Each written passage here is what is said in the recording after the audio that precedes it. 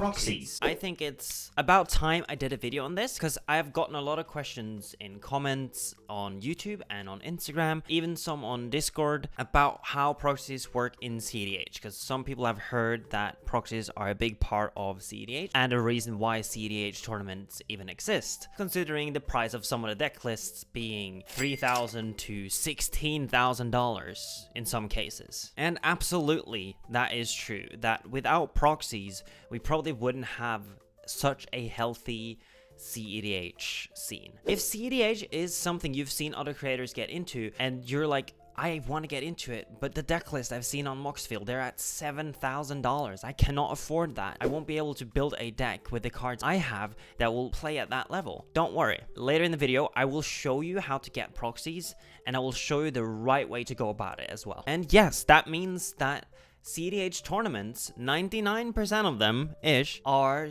proxy friendly. You are allowed to use playtest cards when you play cEDH in most tournaments. There are some regions that have less proxy friendly tournaments than others. I know Japan has had some big events that aren't proxy friendly, and in some of those deck lists that do enter there, you will see some creative ways to do the same synergies that their decks want to do, but a lot of the time it's a little bit more jank that way. You're not going to get as much consistency with those decks as you can if you have every card in Magic available. And then the big elephant in the room, is proxies counterfeiting? Is it cheating? No. It is not, because a proxy is a placeholder.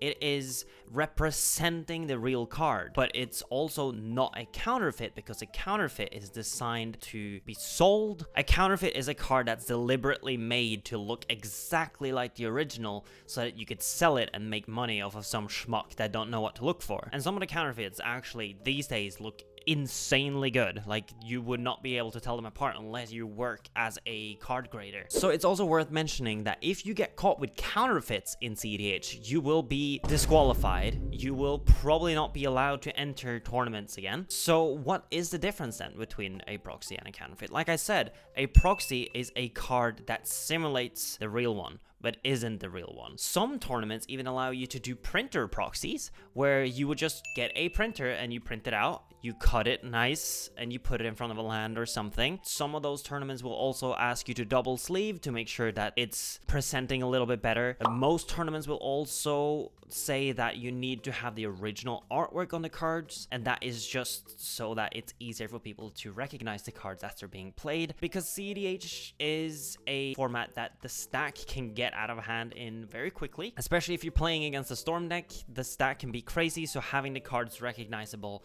is a big deal. There are also rules for how the proxies can look other than the art. The cards need to have a mark or something on them to show that it is a proxy. Most proxies you see will have written on them that is proxy, not for sale, or they will have a different back on the card. For example, my Kinnan cEDH deck, where half of it pretty much are proxies, I ordered through a website I'm not going to order through again. They put on the back of every card, they accidentally put a different card backing, which is someone's phantasmal image that they made using Link as the artwork. It didn't matter for me because I'm just gonna sleeve it anyways. I contacted them and said that this is not the back I chose. They still just said, too bad, it's printed.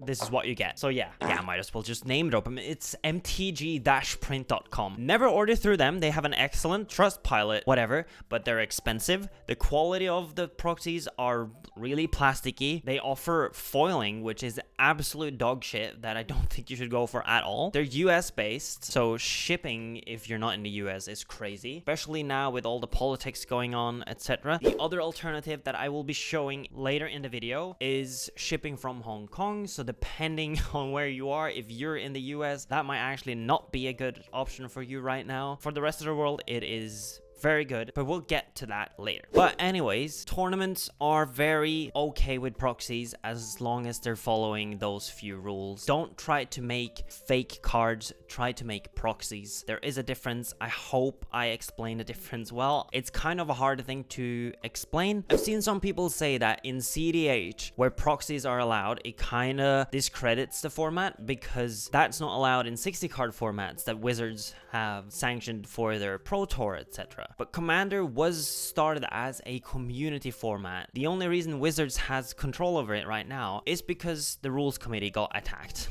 And so a lot of the rules, a lot of the tournament stuff are in the hands of the community. So the community decides this. So as you can see here, this is the tool we will be using for making proxies, NPC autofill, because this is just so much easier. It's in the long term probably cheaper. If you're just looking to get one deck done, it's probably cheaper to do this than it is to buy everything you need to make proxies yourself. NPC autofill is a website that is not owned by the people who make the proxies, but this is a tool helping you to order proxies and make the orders so much easier. That will make sense in a second. When you get here, this is what you're greeted with: an empty project because there's no cards. There is a card back here, so we can start by picking out a card back. Let's do that. There are so many options because there are community uploads. I tend to go with this one because I kind of like the way this looks without the Magic the Gathering thingy, but just the color symbols. Yeah, we can do that. I will say the proxies from NPC, which is making playing cards, are so good, and it's kind of sketchy how good they are, but they are also very strict. It passes the light test, at least some of the cards, but they are also so strict that if you get a bunch of cards in your order that have the original card back on them, or they don't say they're a proxy or whatever, they might reach out to you and be like, hey, we canceled your order, we are not going to make you counterfeit cards, so if this is what you're wanting to do, you can go somewhere else because we are not doing that. Anyways, adding cards. You click the add card button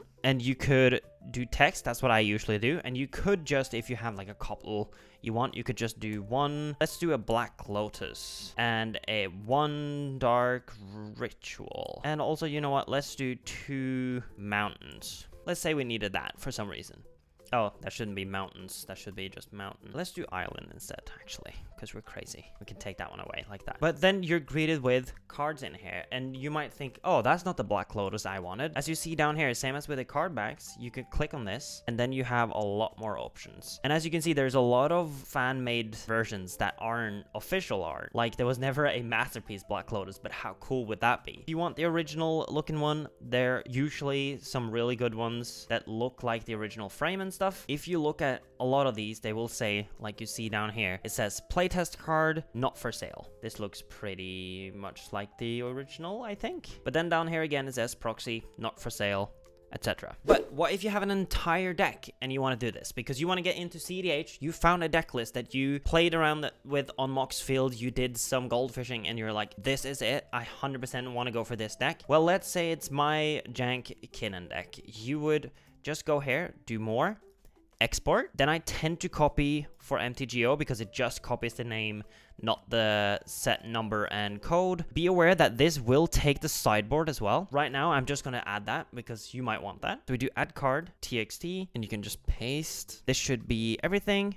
You do submit, let that load for a little bit. Now that everything is loaded, you could go over the art to make sure that these are the artworks you want to go with, the frames you want to go with, etc. And as you can see, we do have some double-sided cards, and fear not, because they do support double-sided cards. If you do switch to back, you will see that it automatically swaps the back of those cards to have the correct card back as well. And there are also alternatives for that if you want full art backs, a custom frame for that as well. As you can see on the top right, it also says that your project contains 114 cards and belongs in the bracket of 126 cards and is 600 megabytes in total. Since this tool is made for the website called Make Playing Cards, that's the brackets they use for automation and to help you be like, oh, this is the bracket I want to choose when I go to that website. We're not going to do that because they do also offer an automated thing that just do that for you, so you don't have to pick out the exact right card size, card stock, etc. You can do that through here. You can see here that they offer a variety of different ones. I usually always just go with a default one. It's been perfect. I've never had any issues with them. So when you've done that, you click, I finished my project. You click download as XML. You do keep. An XML file is literally just a list of stuff, so I don't know why Edge is telling me that that could be dangerous. Then you download their tool. As you can see, I have downloaded that before because I've ordered through this system before. And then you click open on that. And don't worry, yes, it opens up a terminal, but this is just because they couldn't be bothered making a graphical interface. You literally just have to read what it asks you to. So right now it's asking me, what browser do I use? I use Edge, and then it's asking you which website you want to go with for making the cards. I'm in the UK and I have looked at the prices on Printer Studio UK, and I've also looked at the German one. The price there is like 3 times what it is from Make Playing Cards in Hong Kong, even though it might take a few more days to get it from Hong Kong. It is so much cheaper to order from there. So I am gonna say Make Playing Cards. Then it asks you automatically save this project to your account while the tool is running. If you want to, you could go to makeplayingcards.com before you go any further here. Make an account if you don't have one already. Make sure you're logged in, because this is gonna open a special browser window where it can be a little finicky to log in. But if you're logged in already, it makes it a lot easier if you have an account. I'm gonna say no to this because I don't need this project there, but that's the only difference. Then it asks you, should the tool post-process your images to reduce the upload times? By default, images will be downscaled to 800 dpi. Press enter if you're not sure. I'm gonna say yes, because sometimes it can take a while to upload everything. Then it says multiple XML files are found, and that's because, again, I've done this before. But if you have multiple XMLs, you just browse through them. The newest one is the one with 2 in it, so I'm gonna pick that. Then it asks you for permissions. You're gonna do allow. That crashed, and I think it's because I didn't give it permissions beforehand. Let's just try again by opening it. That has happened to me before as well, and that's just what it is. There is not a lot of people making this software, so that's how it goes. We do Edge again, we do Make Playing Cards, and we do not want to save it, and we do want to downscale it, and we do want this one. There we go. When it works, it will tell you, congratulations, MPC autofill has started up successfully. Please look back at your terminal application to answer a few questions so the upload process can begin. If you have any questions about MPC autofill, check the documentation, and then there's a link. And this is the browser window I talked about that's a little bit special. It says that Microsoft Edge is being controlled by automated tests software. And that's what I meant. This isn't gonna be your browser window like you can see up here in the corner. I'm not logged in here. This is kind of a safety measure thing so that cookies aren't interfering and making stuff difficult. So it asks, do you want a tool to continue editing an existing project? Press enter if you're not sure, like we saw before. So I'm gonna say no. Then it starts an image download because it has to go and find the images from MPC autofill. Is now downloading everything. This might take a while because all of the images are pretty high quality. It's also, as you can see in the background here in the browser window, it's automating everything, picking out the right card size, picking out the right card stock,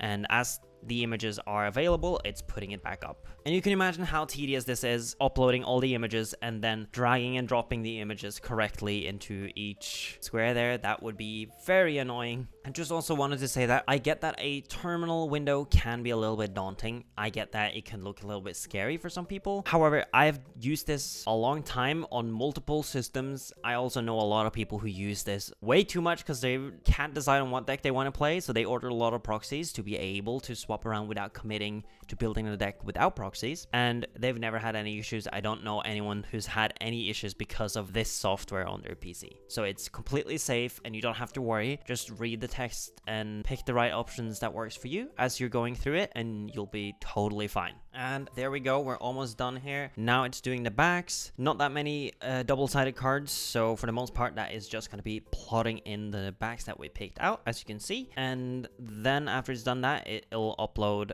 the custom backs as well. And there we go, now it's doing the custom double-sided cards. That's the last one, and now it's finished. There we go, it's completely finished. You can now just go through, make sure that yes, this is the deck I wanted. These are the sideboard cards I wanted as well. It didn't pop up this time. Usually there is a window pop-up that tells you to check this at the bottom before you go any further, and it says, yes, I confirm that all the images, names, and other content added onto my design are correct, and that I own all copyrights for them or have full authorization to use them. You do, because they are proxies. They are printed as playtest cards. They say so on them. They're not using the correct hardback, etc. If you were to do this without that, you would have copyright issues with Wizards of the Coast. You go ahead and you click yes, and you do add to cart. Let that load for a little. Then, as you can see here, everything is pretty much done. You get another chance to pick another cardstock if you want to, or finish, or packaging. They offer a cardboard box if you need to. I usually never do that because it costs a little bit more. It's not super expensive, but it adds up a little, and it's totally not necessary. They shrink wrap the deck and then package it well. It's not like it's a deck box or anything, so I usually don't bother with that. £29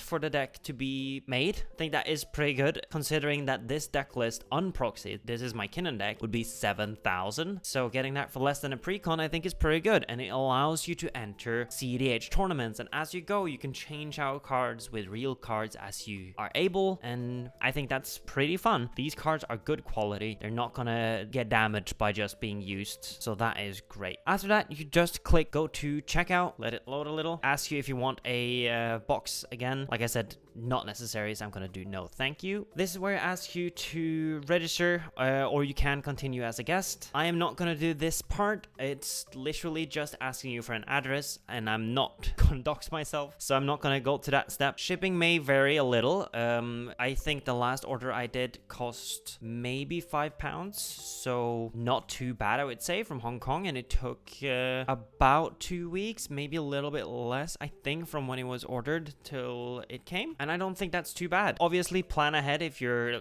thinking of going to a tournament or something. It is coming from China, so it's gonna take a little bit to get it, depending on where you live, of course. And like I said before, if you're in the US, it might be more expensive to do the shipping part because of politics and stupid. Yeah, I'm not gonna get into it, but there might be tariffs and stuff because it's from China. They do ship worldwide. Quality is great, pretty much on par with Wizards of the Coast. I've never done their foils, so I have no idea how good those are. I'm not gonna try that because that's just not necessary. I'd rather spend that money on getting some of the cards on Proxy at least. But yes, that is how you make proxies and how you go about making proxies ethically, because you don't want to make counterfeits. I hope this helped. I hope this answered some questions. If you still have any questions, please do ask them in the comments. No question is stupid. I know this is a bit finicky. I know it's a bit weird. It's also strange if you're coming from 60 card formats to see that proxies are totally fine, and for the most part kind of expected that cards in your deck would be proxied. Don't worry. And also, if you're looking to try out a deck that you want to build but you can't